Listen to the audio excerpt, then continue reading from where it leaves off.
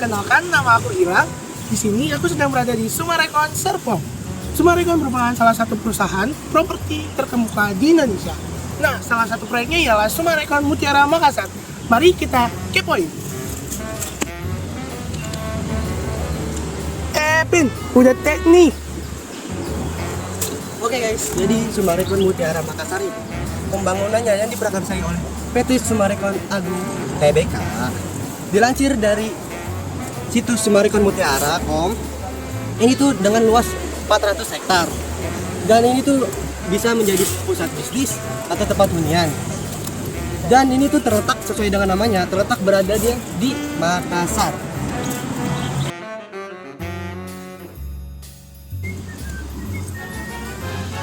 Daun nih.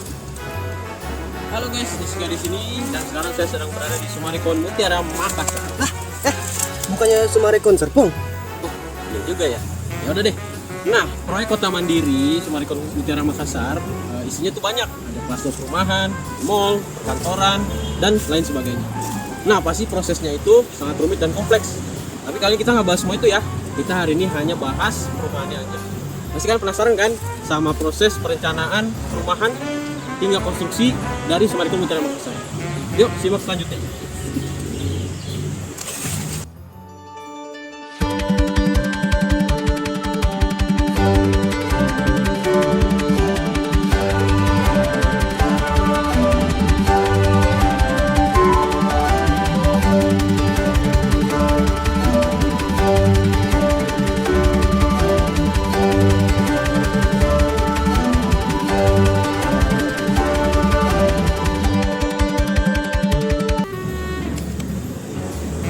Nah, kali ini kita akan masuk ke proses perencanaan perumahan.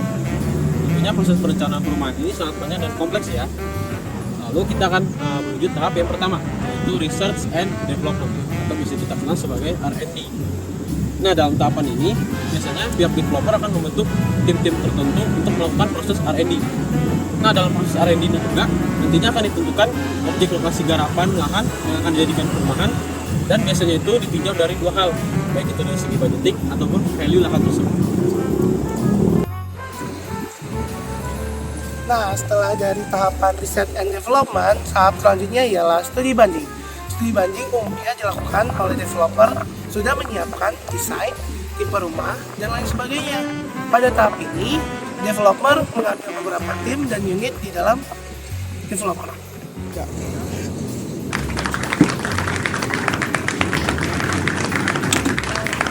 Nah, setelah melakukan studi banding, dilanjutkan dengan mempersiapkan site plan. Nah, site plan ini memiliki tahapan-tahapan yang nantinya akan dipasarkan kepada konsumen.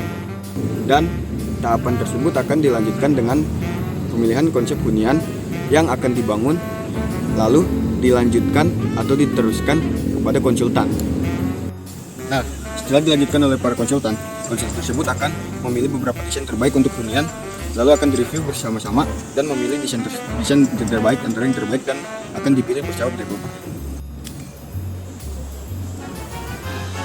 Nah, setelah desain tadi sudah dipilih, selanjutnya desain tersebut akan diimplementasikan dalam bentuk rumah contoh.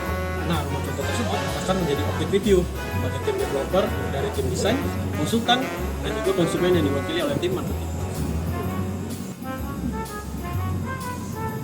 Nah, setelah konsep desain dari rumah contoh sudah masuk ke dalam tahap final, proses selanjutnya akan dilanjutkan kepada tahap apa? Ada yang tahu?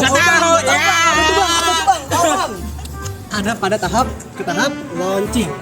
Nah, ketika desain ini sudah ditetapkan, ini tuh berarti bersifat fix dan tidak bisa diubah lagi, dan dilanjutkan dengan proses pada tahap legal. Lang. Nah, setelah selesai proses perencanaannya, kita lanjut kepada proses pembangunannya. Jadi, tahap awalnya adalah pembuatan gambar kerja. Nah, khusus di Summarecon Mutiara Makassar, gambar kerja dilakukan oleh Summarecon Construction di Drawing Center.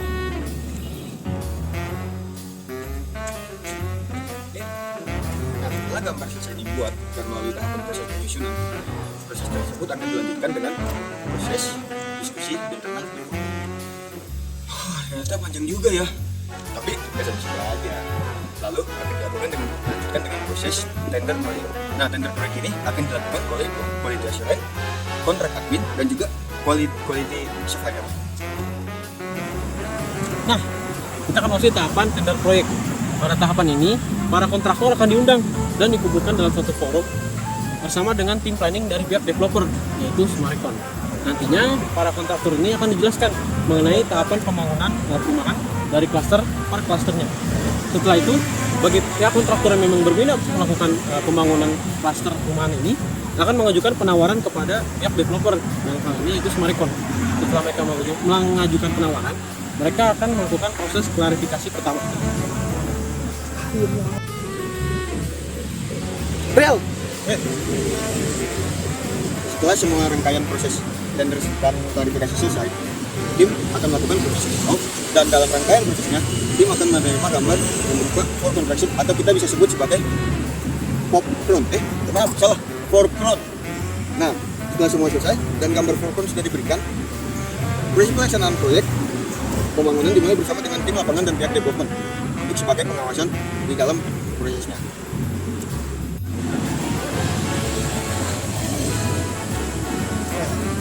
Oke teman-teman, di sini merupakan tahap terakhir dari proses perencanaan dan pembangunan perumahan di Summarecon Mutiara Makassar. Oh iya, kayaknya ada yang kurang nih. Apa tuh?